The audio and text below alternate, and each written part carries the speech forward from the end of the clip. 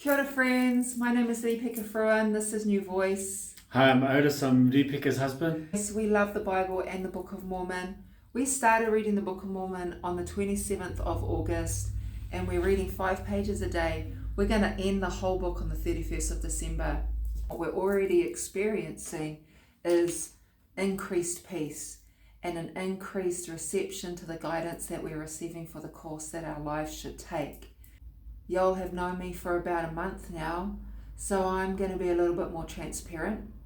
We are. Yes, we are. And we've been married for 21 years. We've got 8 children, 4 boys, 4 girls. Oldest is 20, youngest 2.5. And life is great. But one of the challenges that we've had throughout our marriage, in our home anyway, has been contention, which is why I'm a special guest today. I'm an expert at being contentious. No, just joking. Wendy Watson-Nelson has an awesome talk on contention. About a year ago, we implemented one rule that has decreased the levels of contention in our home significantly. This rule completely flips what we would have done in the past when a disagreement comes up, or when someone accidentally hurts someone, or when someone's behavior is being hurtful. And it's not just a rule that we've got written on the wall, which we do have. It's a rule that we hold each other accountable to every day. What does that mean? Even our children remind mum and dad to keep this rule. If it applies to the children, it's got to apply to us as the parents as well. It's got to apply to mum and dad as well. And that has been the deal maker for all rules in our home. Is the rule has got to apply to not just the children, but to mum and dad as well. The rule is, the standard for our home is, we do not blame anyone else for our reactions.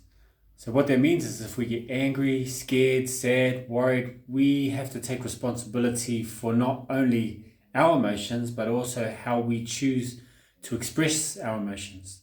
Contention in families has been around for a long, long time.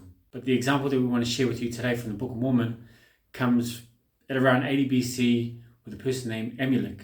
And why Amulek? It's because his family, friends, and father are mentioned. So Amulek had no small reputation. He had a large family, lots of friends. He was prosperous. He was rich. And throughout his life, God had asked him to do certain things, but he didn't go along with it until one day an angel came and told him he needed to feed a prophet of the Lord, a holy man named Alma, and that the blessing of the Lord would rest upon him and his house because of it. The promise from the angel was that your house and family would be blessed. You would be blessed. And initially, Amulek's family is blessed because they feed and help Alma. Amulek is asked also to go with Alma and preach to his home city. Now, what does this look like? It looked like Alma and Amulek calling a city to repentance that had sort of lost their way in terms of moral values. And the people of the city were really outraged by what Amulek and Alma were saying to them. And so contemptuous was their response that they kill all the wives and children that believed Alma and Amulek.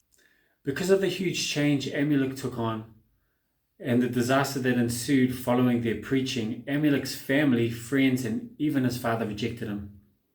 Now, I don't know, but I wonder if Amulek's family blamed him for their wives and children being killed, that they blamed him for the havoc that broke out in their city. Now, back to our family rule. It is that we do not blame others for our reactions.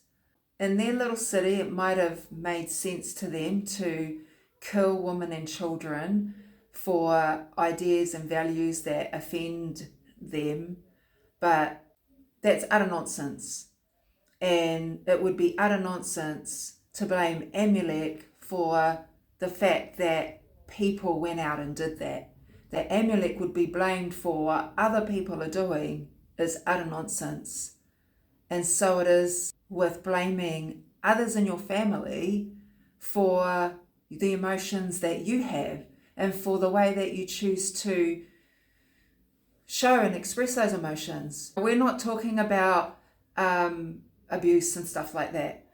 We're talking about everyday family disagreements, hard conversations that need to be had, regular everyday offences that slowly gnaw away at a family. We're talking about that sort of stuff. We no longer blame others when we are starting to feel angry about something, that we no longer blame others for any lashing out we may do, any outbursts that we may do, that we have now implemented a rule, and we've been doing it for 1 year, and we say, I'm not feeling good, or you express the emotion that you're feeling. I'm feeling this way. I need a bit of time. I'll talk about it when I get back. yeah, and so that's it. I'll be back when I can. What we don't say is, You made me angry. I'm angry because of you. we've stopped that dialogue, and now we take responsibility for how we're feeling, and it has dramatically changed the levels of contention in our home. They've dramatically gone down. I found that the children feel a sense of confidence in mum and dad because of this rule. They have a sense of trust in this rule, that contention's not going to get out of hand because no blaming is happening. And because we're having to use the same strategy, the kids need to use it, and they see us use it often enough to know that we're all in the same boat, that we don't have separate rules for them and for us. That's our message. Thank you for joining us. This is New Voice, and we hope to see you again next time. See ya. See ya.